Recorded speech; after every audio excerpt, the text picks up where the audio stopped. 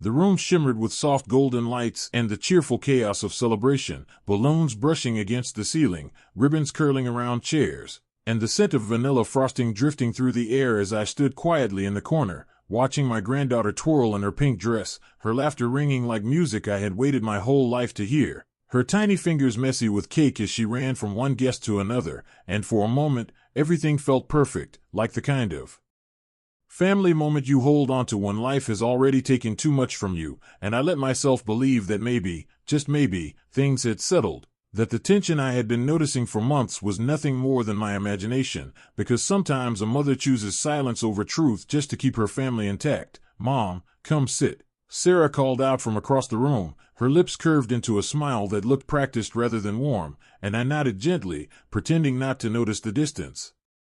And her voice, the way her eyes never quite met mine, because over the years I had learned to ignore these small fractures, to overlook the cold glances, the hushed conversations that stopped when I entered the room, the subtle ways I had begun to feel like a guest instead of a mother, all for the sake of my son and his child, all for the fragile illusion of peace, and just as I took a step forward, I felt it, a small, hesitant tug on my sleeve, so light I almost dismissed it, but when I looked down, I saw Adil standing there, his face carrying a smile that didn't belong to him, a tight, uneasy expression that immediately stirred something deep inside me. "Yes, Beta?"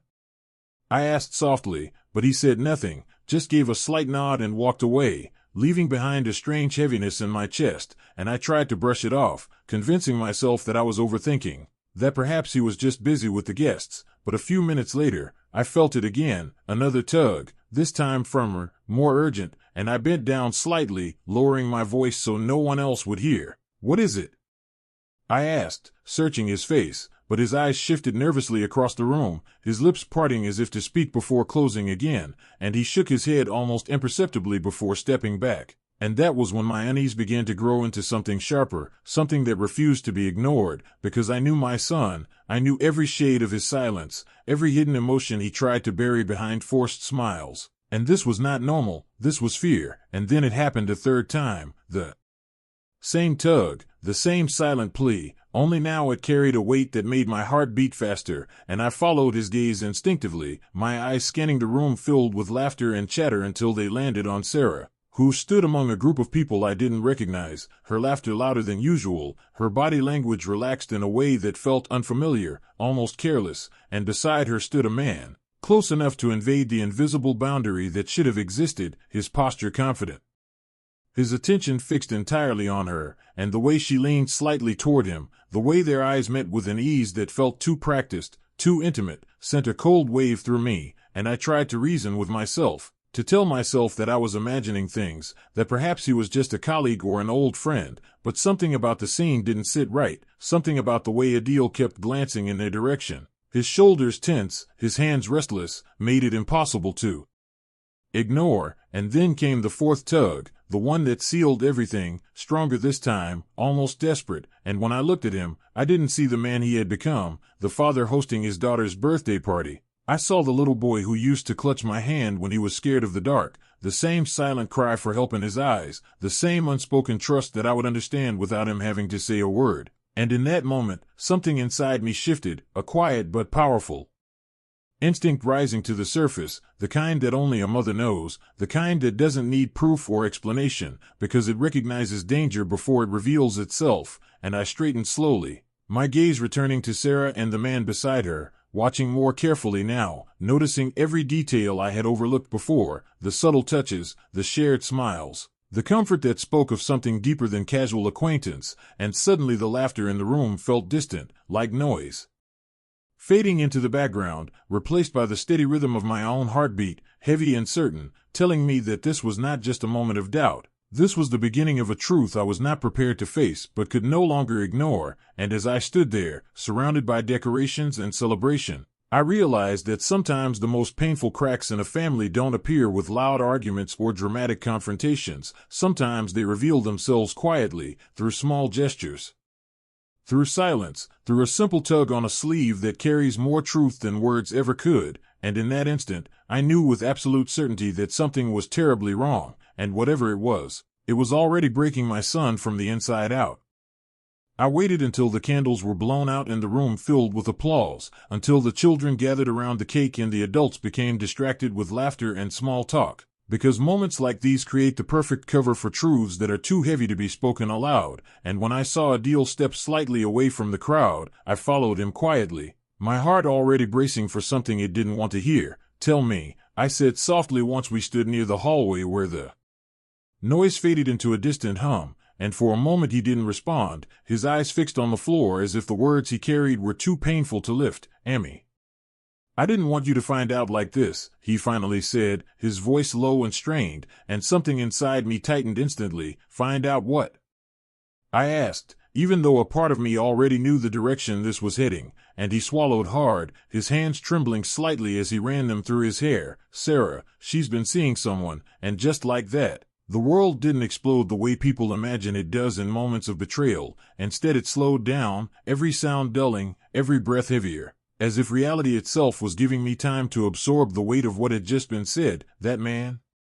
I asked quietly, my voice steady in a way that surprised even me, and he nodded without looking at me, confirming the truth I had already begun to piece together, and I felt a sharp ache in my chest. Not just for myself but for him, because no matter how old a child becomes, a mother can still feel their pain as if it were her own. "For how long?" I asked after a pause that felt like it stretched endlessly, and his answer came in a whisper that carried a year's worth of silence. A year, and that single sentence hit harder than anything else. Because it wasn't just about betrayal, it was about time, about every family dinner, every shared moment, every smile that had been nothing more than a carefully crafted lie. "A whole year?" I repeated, almost to myself, trying to understand how something like this could exist for so long without shattering everything in its path, and he nodded again, his shoulders heavy with the burden he had been carrying alone. "Why didn't you say anything?" I asked, not in anger but in disbelief, because silence can sometimes hurt more than the truth itself, and he finally looked at me then, his eyes filled with exhaustion and something deeper. Something that resembled quiet desperation. "For my daughter," he said, glancing toward the room where her laughter still echoed, innocent and untouched by the reality unfolding around her. "I didn't want her to grow up in a broken home," and those words struck a chord deep within me, because I understood them all too well. I had lived them. I had once chosen silence for the same reason, convincing myself that enduring pain was better than exposing a child to it, but I also knew the cost of that choice. The way silence slowly erodes dignity, the way it allows betrayal to grow stronger, feeding on the absence of consequence, and I closed my eyes briefly, taking in a slow breath as memories I had long buried began to surface, reminding me that history has a cruel way of repeating itself when lessons are ignored. "And what about you?" I asked gently, opening my eyes to meet his. "What about your pain?" And he gave a faint, almost bitter smile. "It doesn't matter," he replied, but I shook my head immediately, because that was the lie people tell themselves when they feel trapped, when they believe enduring suffering is a form of strength. "It does matter," I said firmly, my voice carrying a quiet authority that made him pause, and for a moment neither of us spoke, the silence between us filled with everything he had been holding back. "What are you going to do?" I asked after a while, and he exhaled deeply, as if even that question felt too heavy to answer. "I don't know anymore," he admitted, his voice barely above a whisper. I kept hoping she would stop, that she would realize what she was risking, but instead, "She's getting bolder," and his words trailed off as he glanced toward the party again, and I followed his gaze, seeing Sarah in the distance, laughing as if nothing was wrong, as if the life she had built with my son meant nothing. "Today, she's introducing him to people," he continued, his jaw tightening, "as a friend, in front of everyone, in front of my daughter," and that was the moment something inside me shifted completely, because betrayal behind closed doors is one thing, but humiliation in public, in front of family, in front of a child, is something else entirely, something that crosses a line that cannot be ignored. And I felt a calmness settle over me, not the calm of acceptance, but the calm that comes before a decision is made, the kind that replaces confusion with clarity, because I realized then that this was no longer just about enduring pain for the sake of peace. This was about protecting what still remained of our dignity, our family, and most importantly, that little girl who deserved a life built on honesty, not deception, and I reached out,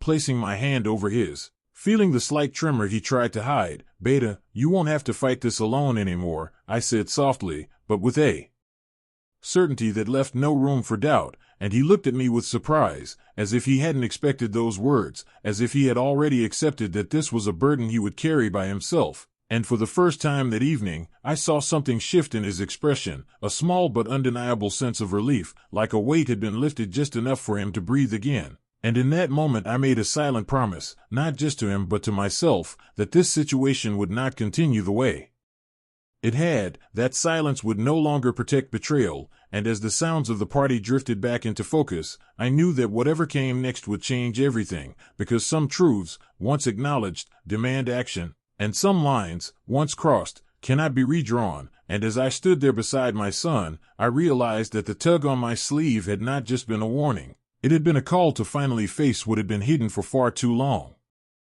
The party carried on as if nothing had changed, as if laughter could cover the quiet storm building beneath the surface, children running with balloons, guests chatting over tea, and the soft hum of celebration filling every corner of the house. Yet for me everything had shifted, every smile felt forced, every sound distant, because once truth reveals itself, even in fragments, it changes the way you see everything. And I stood there watching Sarah more carefully than ever before, noticing details that once slipped past me, the way her laughter lingered a second too long when she spoke to him, the way her body leaned ever so slightly in his direction, the kind of closeness that doesn't belong in a marriage. And I realized then that betrayal is rarely hidden well, it simply goes unnoticed by those who choose not to see it, and for a moment I let the weight of it settle inside me, not as anger, not as a desire to create a scene, but as something steadier, something controlled.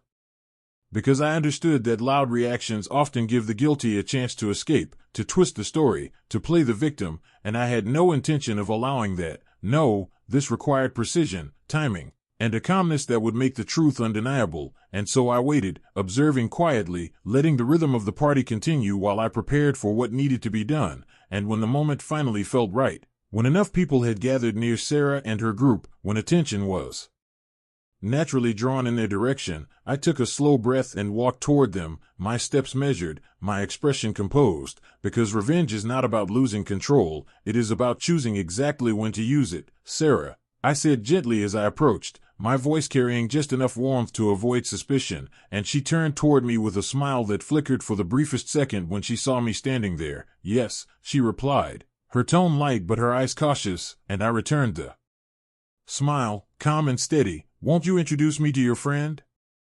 I asked, my words simple, almost polite, yet sharp enough to create a pause in the air, and for a split second she hesitated, a tiny crack in her confidence that only someone watching closely would notice. But then she recovered quickly, stepping slightly closer to the man beside her. "Of course," she said, her voice smooth as she gestured toward him, "this is Farhan." And he stepped forward with an easy confidence that suggested he had no idea of the ground he was standing on, extending his hand toward me with a casual smile. "Nice to meet you," he said, but I didn't take his hand. Instead I held his gaze for a moment longer than necessary, letting the silence stretch just enough to make him uncomfortable, and then I smiled faintly. "Interesting," I said calmly, "I've heard quite a lot about you," and the shift was immediate, subtle but undeniable. Sarah's posture stiffened, her fingers tightening around the edge of her dupatta, while Farhan's smile faltered just slightly. "Oh," he replied with a nervous chuckle, trying to maintain his composure. "All good things, I hope,"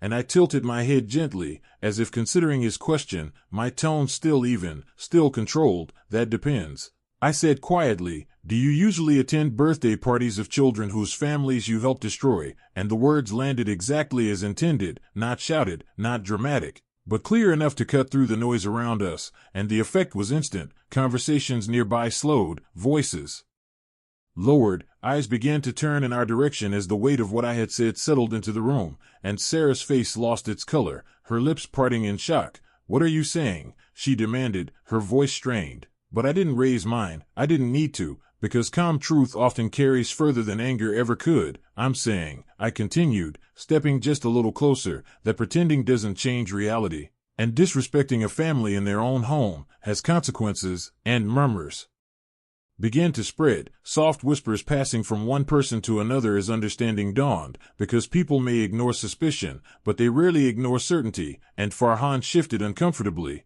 glancing around as the attention grew heavier, The confidence he had walked in was beginning to crumble under the weight of silent judgment. "I think I should go," he muttered, taking a small step back, and I nodded once. Firmly, "Yes," I said, my voice steady, "you should," and without another word.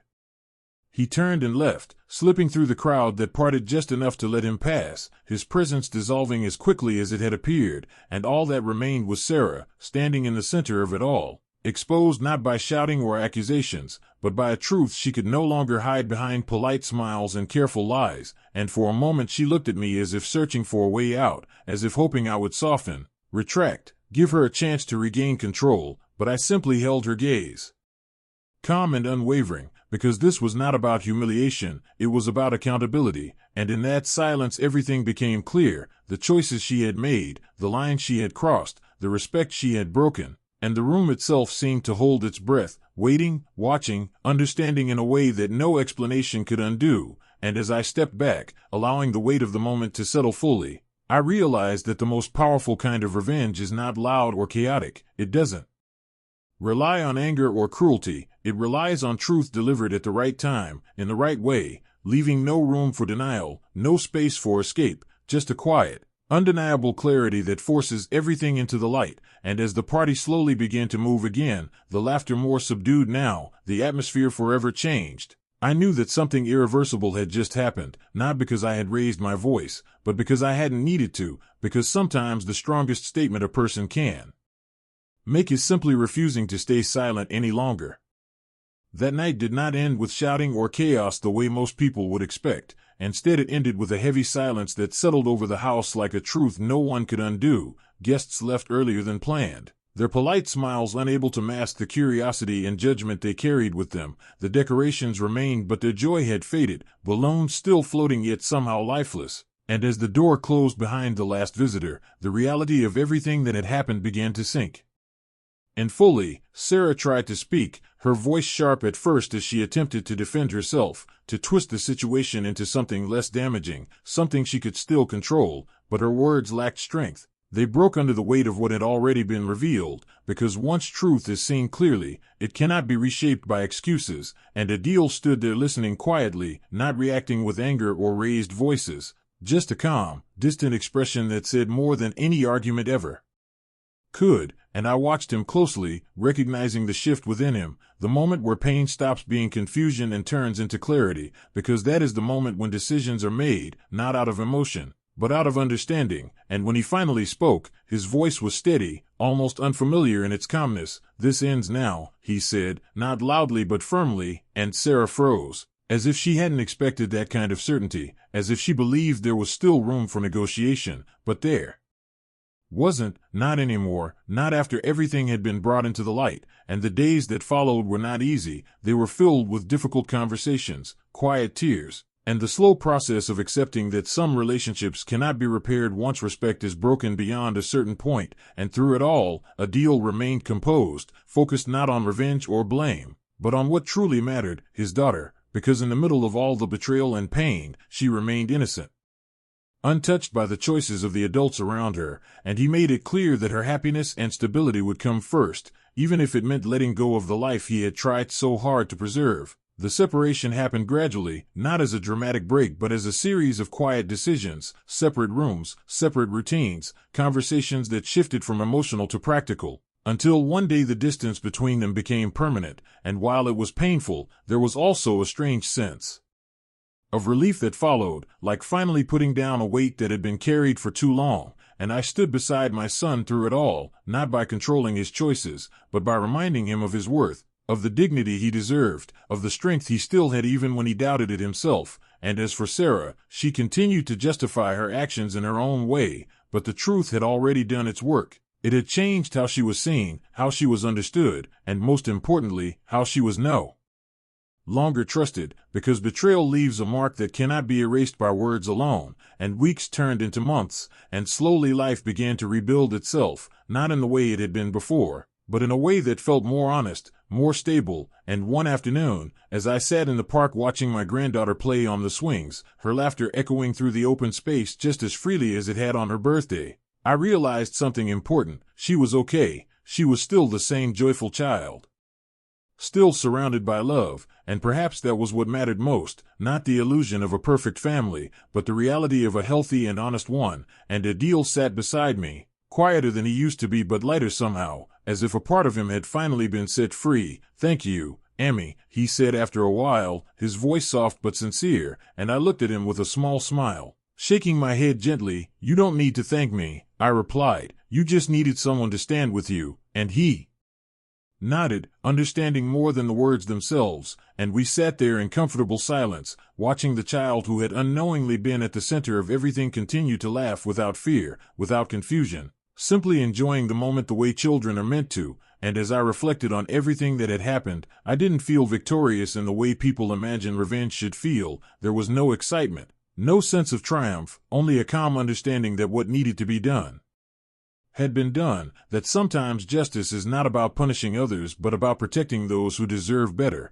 And I realized that the true strength in what had happened was not in exposing the betrayal, but in choosing what came after, choosing dignity over denial, truth over comfort, and healing over resentment. And as the sun began to set, casting a warm glow over the park, I felt a quiet peace settle within me, because in the end, the small moment that started it all, that simple tug on my sleeve, had led us here, not to destruction, but to clarity, to a new beginning built not on pretense but on truth. And as I watched my son smile faintly at his daughter, I knew that sometimes the most powerful form of love is not in holding a family together at any cost, but in knowing when to let go of what is broken so that something stronger, something real, can finally take its place.